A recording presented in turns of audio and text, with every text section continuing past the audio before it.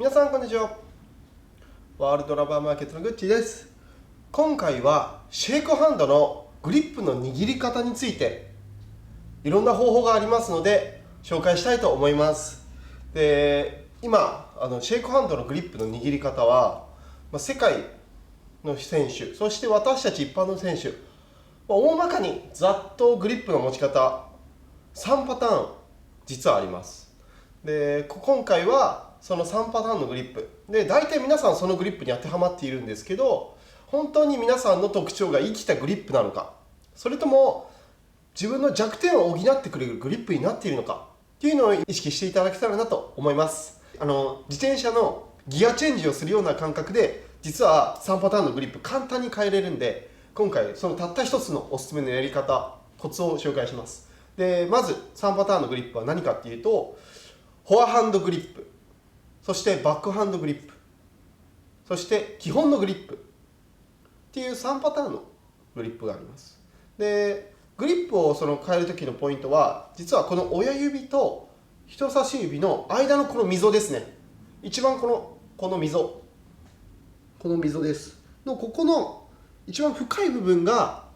どこに位置するのかっていうのがすごく重要になります。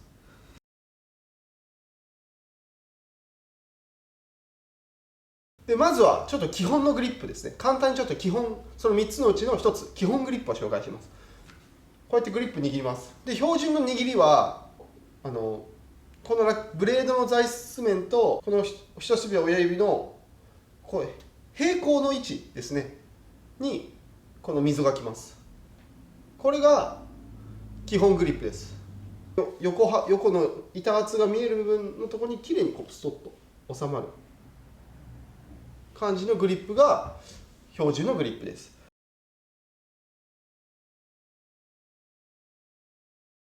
で、これはやっぱ初心者の方とか中級者の方にすごい多いグリップですね。その指導者の方に指導されてグリップ一本差しとか極端な変なグリップになってしまうのを指導者が避けて指導する。そうすると大体この標準グリップっていうのができると思います。で、この標準グリップは、特別大きな武器みたいなのないですね。フォアハンド、バックハンドが一番バランスの取れた、フォアも意識してバックも意識するグリップっていうことになります。で、これはやっぱり上のクラスの選手もトップ選手もこういう標準グリップ多いです。特に弱点がない選手におすすめです。フォアもバックも安定して両ハンドが振れる選手はこの標準グリップが結構おすすめですね。2つ目のグリップの方法、それはフォアハンドグリップです。で、先ほど標準グリップということで親指と人差し指の間のこの深い溝の部分をこの横板の部分に合わせて使ってたんですが、フォアハンドグリップはこの溝の部分をバック側に寄せるっていう感じですね。これ標準です。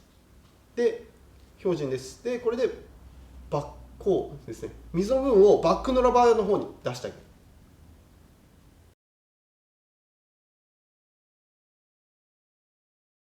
こうやって見ると、ちょっとフォアハンドが強そうな選手のグリップってこんな感じですよね。フォアハンドグリップです。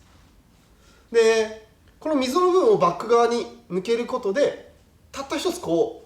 ギアチェンジするだけでフォアハンドグリップに変えることができます。で、このフォアハンドグリップは特徴はやはりフォアハンドが強くなります。で、さらにラケットの面が開く状態になりますので、バックサイドに強く打ち込むことが可能です。シュート回転をかけた速い打点のシュートドライブ、打ち合いをしている最中に決め球をバックに持っていくときに、普通の面ですとなかなかバックに持ってきづらいんですが、バックサイドに面を開いてガーンといける、強打ができる、面が開くので体の前で捉えやすいです。なので打球点も速くなります。打球点が上がります。だからフォアハンドにとってはすごくいいこと尽くしのグリップです。なのでフォアハンド中心の人やフォアハンドが得点源の方はもうこのフォアハンドグリップでやるとより自分の特徴が生きるかなと思います。ただこのフォアハンドグリップ弱点ももちろんあります。それはやっぱりバックが難しいっていうことですね。バックはやっぱり面がドライブをかける面がちょっと出しにくい。どちらかというとフラットでこうやって押す方が適しています。中国のマローン選手はフォアハンドグリップです。見ているともうやっぱフォアハンド強いですよね。フォアハンドが強い選手、やっぱフォアハンドグリップになります。で、シュートとかもこうやってうまいです、マロン選手。で、バックハンドはどうしてるかというと、ちょっと親指立ってます。フォアは引っ込めている。バック、フォア、バック、フォアっていう切り返しをやっています、瞬時に。なので、ちょっとバックが難しいという傾向があるんですが、親指を立てることによって、現代の卓球は改善されている。だいぶ速い卓球に対応できるっていう感じになっています。なので、悪くはないです。フォアが強くなる。で、バックは親指立てれば、標準ぐらいのバックハンドを振れるっていう状態ですね。これはフォアハンド武器にしている人はぜひフォアハンドグリップにしてください。3つ目ですね。3つ目はバックハンドグリップになります。で、バックハンドグリップは、この親指と人差し指のこの深い溝の部分が、フォア側に寄った時ですね。フォア側に寄る。こういう状態です。この隙間、今フォア側に入ってますよね。もうこれもバックハンドも簡単に、この深い親指と人差し指のこの溝の部分をちょっと移動してギアチェンジしてあげるだけでバックハンドグリップもできます。